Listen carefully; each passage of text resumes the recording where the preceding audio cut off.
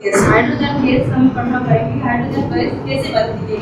तो hydrogen gas बनाने के लिए हमारे पास कुछ सामान होते हैं, जैसे कि हमारे पास ये बोतल है, जो कि बोतल के अंदर हमें रखना है नॉर्मल वाटर रखने के बाद हमारे पास आता है सोडियम हाइड्रोक्साइड, जो कि रिएक्शन मतलब इसके साथ यूज करते हैं। बाद में हमारे पास आती है एल्यूमीनियम फॉइल, जो कि मेटल की बनी होती है, तो ये ना रिएक्शन परफॉर्म करवाती है। तो आइए हम देखते हैं कि रिएक्शन कैसे हाइड्रोजन गैस कैसे बनती है।